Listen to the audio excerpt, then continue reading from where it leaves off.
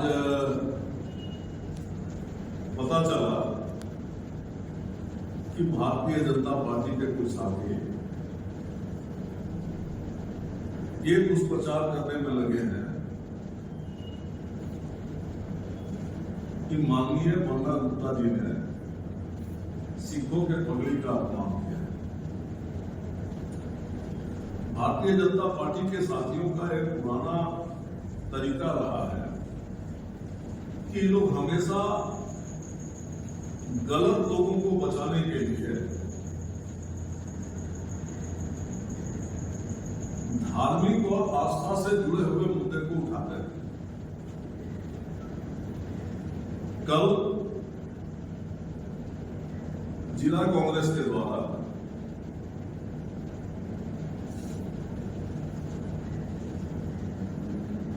संजय गायकवाड़ जी, जो महाराष्ट्र में सिंधे गुट के विधायक हैं, जिनके द्वारा सरेआम पूरे देश के समक्ष कहा गया कि राहुल गांधी जी का जो जीप काट करके लाएगा उसको 11 लाख रुपए का इनाम देंगे। वहीं दूसरी तरफ भारतीय जनता पार्टी के एनडीए सरकार में रवनीत सिंह बिट्टू जी, जो मंत्री हैं, मंत्री जैसे पद पर रहने वाला व्यक्ति, जो पद गोपनीयता और संविधान की शपथ लेता है, वो व्यक्ति राहुल गांधी जी को आतंकवादी नंबर 1 कहता है। इन दोनों विषयों को लेकर के जिला में भी जिला कांग्रेस की ओर से एक विरोध मार्च था और उस विरोध मार्च के माध्यम से इन दोनों लोगों का पुतला दहन का कार्यक्रम। पूरा भारत जानता है कि रवनीत सिंह बिट्टू भारतीय जनता पार्टी का कार्यकर्ता है। वो भारतीय जनता पार्टी का होकर के, एक सिख होकर के उसने ये बात नहीं कही है कि राहुल गांधी जी आतंकवादी नंबर 1 है। वो भारतीय जनता पार्टी का नेता, भारतीय जनता पार्टी के एनडीए सरकार का एक मंत्री के हैसियत से उसने इन बातों को कहा जिसका विरोध किया जा रहा है। रवनीत सिंह बिट्टू जी सिख हैं और सिखों का सम्मान कांग्रेस हमेशा से करते आई है। कोई ऐसी बात नहीं है कि हम लोगों ने पहली मर्तबा सिखों का सम्मान करने का बात कहा है। पूरे भारत में अगर आप देखेंगे तो जितने महत्वपूर्ण पद है भारत के, जितने, कोई भी पद ऐसा नहीं है जिस पद पर सिखों को सम्मान स्वरूप बैठाने का काम कांग्रेस ने नहीं किया। आप बात कर ले भारत के सर्वोच्च पद प्रधानमंत्री की, तो प्रधानमंत्री जी के पद पर मनमोहन सिंह जी को कांग्रेस ने बैठाया। आप बात करें राष्ट्रपति की, तो राष्ट्रपति के पद पर ज्ञानी जैल सिंह जी को कांग्रेस ने बैठाया। अगर आप बात कर ले होम मिनिस्टर की, तो सरदार भुट्टा सिंह जी को होम मिनिस्टर के पद पर बैठाया। सेना के जनरल की बात आप करें तो chief of the army staff के महत्वपूर्ण पद पर सिखों को पहली बार जनरल जे सिंह को कांग्रेस ने बैठाया। तो कांग्रेस को हमेशा से सम्मान की है सिखों को। कल की घटना में सरदार रवनीत सिंह बिट्टू पर कार्रवाई करने की जगह, उनको अपने संगठन और सरकार से निकालने की जगह, भारतीय जनता पार्टी उनको सिख कह करके बचाव करना चाहती है। हम लोगों को पगड़ी से कभी विरोध नहीं है। पगड़ी तो हम मानते हैं कि ये भारत का शान है।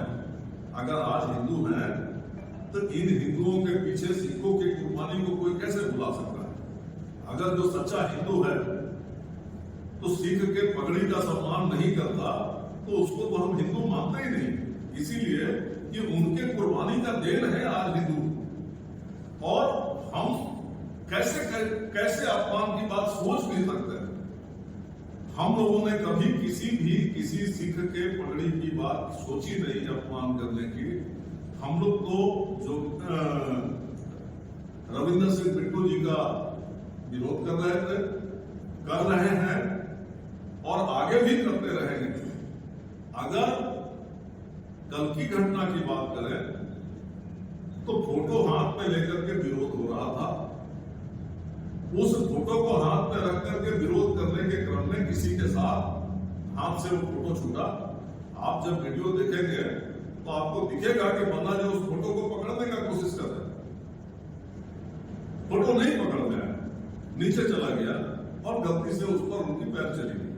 तो पैर किसी सिख के पगड़ी पर नहीं गया है, एक अपराधी के फोटो पर गया है जिसने इस देश में लीडर ऑफ ऑपोजिशन को आतंकवादी कहने का अपराध किया और हम लोग उसकी घोर निंदा करते हैं और आगे भी उसकी निंदा करते रहेंगे, आगे भी उसकी बुराई करते रहेंगे।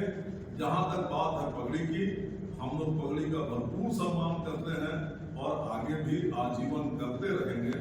अगर किसी भी चीज से किसी भी व्यक्ति को किसी तरह का कोई ठेस पहुंचा है तो हम कांग्रेस के जिला अध्यक्ष के हैसियत से क्षमा भी चाहते हैं कि भैया ऐसे लोगों के चक्कर में मत पड़िए। ये लोग गुमराह करने वाले लोग हैं, गुमराह कर रहे हैं। कहीं से भी किसी सिख के पगड़ी का अपमान नहीं हुआ। हम लोग कभी किसी पगड़ी का अपमान का बात सोच नहीं सकते। अगेन कहते हैं कि हम लोग बिट्टू जी का विरोध कर रहे थे। अमन चैन पसंद भारत देश में नफरत और हिंसा फैलाने की बात करने वालों, याद रखो गांधी न कभी मरा है न कभी मरेगा। बेशर्म, बदजुबानी, बदनीयत, बेहयाई के भी हद पार होने लगे। बेइंतहा बदनामी से भी जीना भरा तो मार काट की बात करने लगे। अहिंसा प्रिय गांधी के देश में हिंसक गोडसे बढ़ाने लगे। राजनीतिक रोटी सेकने को हमें ही नफरत की आग में झुलसाने लगे। लानत है ऐसे बुज़दिल कायरों पर जो इंसानियत को ही डराने लगे, जो इंसानियत को ही डराने लगे। भगवान सबको सद्बुद्धि दें। जय हिंद।